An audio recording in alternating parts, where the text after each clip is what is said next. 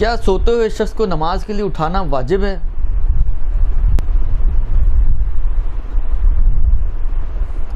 یعنی ابتدائی مسئلہ تو یہی ہے کہ بالآخر آپ کی ذمہ داری نہیں ہے کہ اس کو اٹھائیں، آپ پر واجب نہیں ہے، کیونکہ یہ آپ کی ذمہ داری نہیں ہے، درست؟ اب ممکن ہے کوئی آ کے کہے جی اسباب امر بالمعروف، وہ نماز چھوڑ رہا ہے یا چھوڑ رہی ہے تو اسباب امر بالمعروف واجب ہو جائے، تو امر بالمعروف کا مورد نہیں ہے یہ۔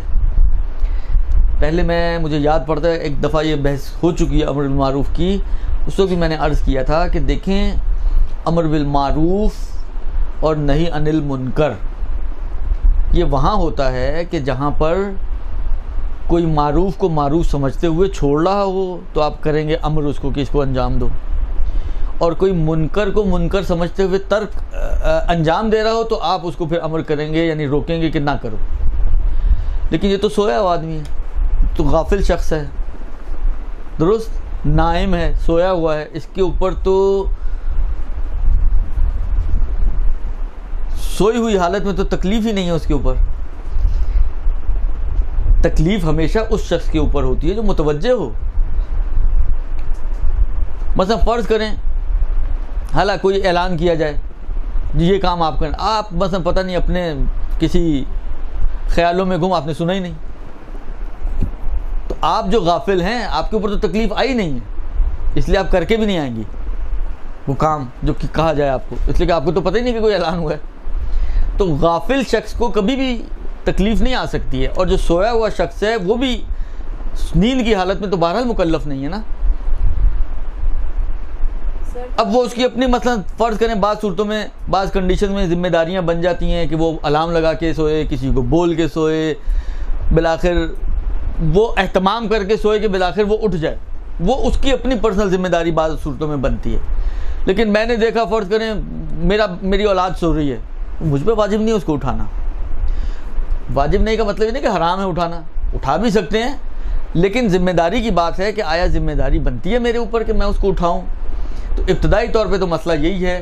ہاں کسی اور عنوان کے تحت کسی اور سرکمسٹانسز میں آپ کی کوئی ذمہ داری بنتی ہو تو وہ ایک الگ بحث ہے، لیکن ابتدائی طور پہ اگر ہم مسئلے کو دیکھیں تو میری ذمہ داری نہیں ہے کہ میں کسی سوئے ہوئے کو اٹھاؤں۔ جس سے پہلے اگر آپ کو یاد ہو میں نے عرض کیا تھا، مثلا فرض کریں ایک شخص آپ کے سامنے نماز پڑھ رہا ہے، اس کے پیچھے خون لگا ہوا ہے، نجس لباس میں نماز پڑھ رہا ہے، اچھا لباس بھی نجس، بدن بھی نجس، اور اعلیٰ فرض کریں کہ خون ہوا جو معاف نہیں ہے۔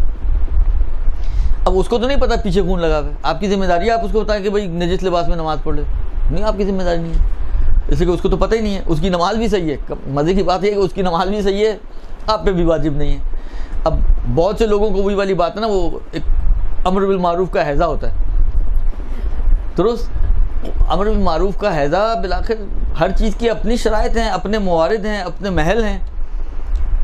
کہیں شریعت کہتی ہے کہ روک ٹوک کرو، کہیں شریعت کہتی ہے کہ نہ کرو، حتیٰ بعض جگہ پہ تو ممکن ہے حرام بھی کر دے کہ یہاں پہ تمہارا بولنا حرام ہے اگر فساد کا خوف ہو تو۔ لہذا ایک ہی گھوڑے اور گدھے کو ایک ہی لاٹھی سے نہیں ہانکا جا سکتا، یہ ہمیشہ یاد رکھیں۔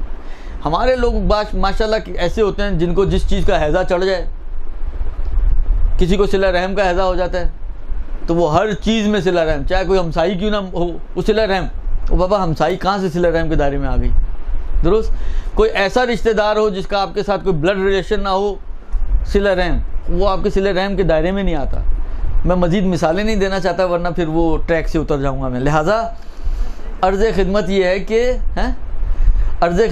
ہے کہ دیکھیں شریعت دین عمل کرنا چاہیے، لیکن سمجھ کے عمل کرنا چاہیے۔ وہ ایک چیز کو پکڑ لیا اور اسی کو دین بنا دیا پورا، ایسا نہیں ہونا چاہیے، درست؟ لہٰذا یہ آیا ذمہ داری بنتی ہے، نہیں ذمہ داری۔ امر بالمعروف کہاں گیا؟ امر بالمعروف کا یہ مورد ہی نہیں بنتا کہ سوئے ہوئے شخص کو آپ اٹھائیں کہ جی آپ جو ہے اٹھ کے نماز پڑھیں۔ یہ اگلا سوال۔ برحمتک یا ارحم الراحمین وصلی اللہ علی محمد وآلہ الطاہرین۔